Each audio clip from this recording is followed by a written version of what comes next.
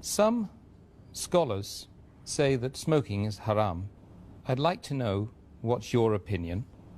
And does smoking invalidate the fast?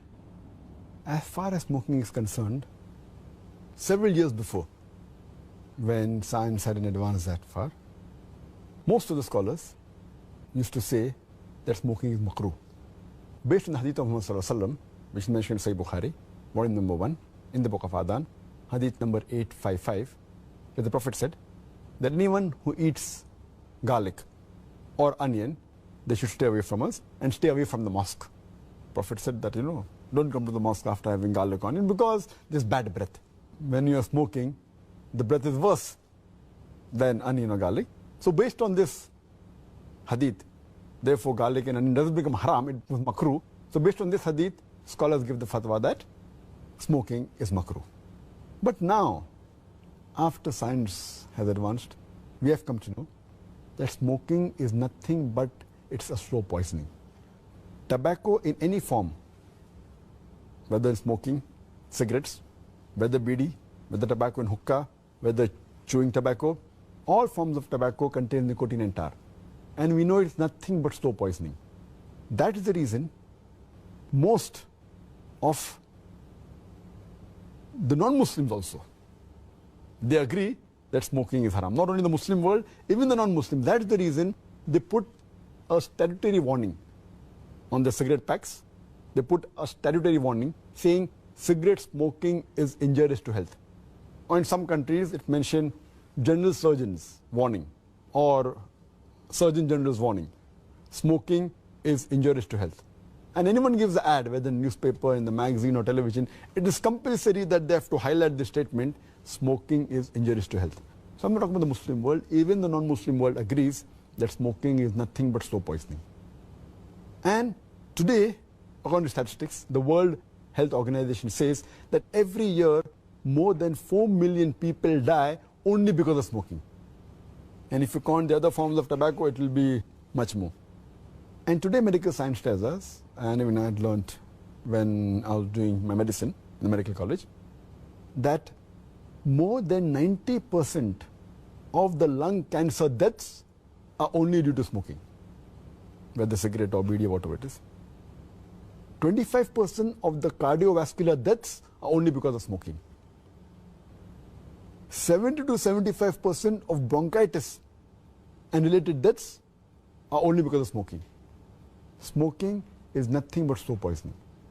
It blackens your lips, blackens your gums, your fingertips, it damages your lips, it damages your esophagus, it damages your stomach, and it can cause constipation, it can cause loss of appetite, it can cause loss of libido, your sexual power gets suppressed, it can cause immunity to the drugs you take, and it reduces the defense of your body.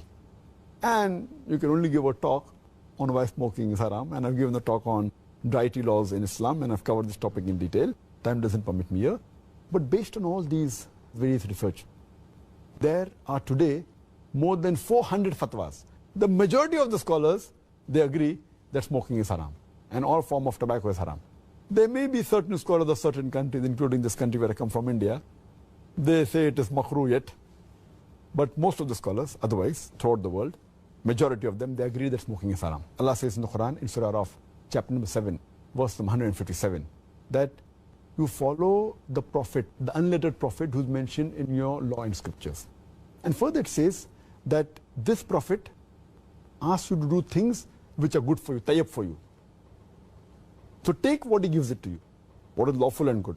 And he prohibits things which are khabis, things which are unlawful, things which are bad for you. So what a prophet gives, what he gives you which is good, take, and he prohibits you things which are khabis, unlawful, you have to abstain from it. This is the law.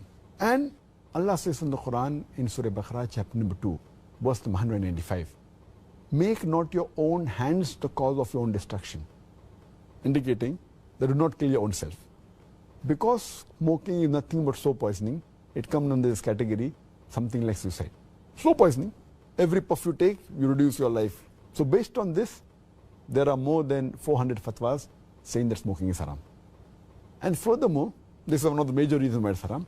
Furthermore, Allah says in the Quran, in Surah Araf, chapter number 7, verse number 31. Eat and drink, but do not be extravagant. Allah says in Surah Isra, chapter number 17, verse number 27, that do not be extravagant, do not be a spendthrift. For verily, a person who is a spendthrift is a brother of the Satan, is a brother of the devil. And we know that when we smoke, it's nothing but extravagance. It's nothing but taking a pound note or a few pounds, or taking a dollar note, the green dollar bill, or a pound, and lighting up with fire. When we smoke, when we light the cigarette, it's nothing but burning money, whether it be rupees, whether it be dollars, whether it be pounds, whether it be riyals. It's nothing but extravagance, which is haram in Islam. And you can give a list of reasons why it's haram. But just to cut it short, one more reason, that you cannot harm your own neighbor. You cannot harm your own brother. And in smoking, when you exhale out the smoke, it causes more damage to your neighbor. Passive smoking is more dangerous than active smoking. And the person who smokes, when he exhales out, if the person who's a neighbor inhales the smoke, it causes more damage to him than the person who smokes. That's the reason many countries like Singapore, etc., they've banned smoking in public places. In your personal house, you can do it. In public places, in government places, smoking has been banned. So based on this, it's haram. So smoking is haram. As far as the second part of the question is concerned, that does smoking invalidate the fast? Normally when a person smokes, the smoke goes into the lung, but there are some other particles also that go into the stomach. So when you smoke, besides the smoke going into the lungs, it also goes into the stomach, and there are some particles, there are some residual things. So all the scholars unanimously agree that smoking does break the fast. It invalidates the fast. So when you're smoking, besides a person breaking the fast, he's even doing a sin, and that reduces the reward. And many people who are chain smokers, they don't smoke during fasting, but the moment the fast ends, after iftar, they take puffs and they keep on smoking the full night. And astaghfirullah, this again defeats the purpose of fasting, increasing the taqwa. And if a person can abstain from dawn to dusk, from the beginning of dawn to sunset, very well he can abstain from smoking from the cradle to the grave. So it's my advice, the chain smoker, Ramadan is a very good time where they can really stop smoking, and that will be a permanent part in their life, inshallah, for the future.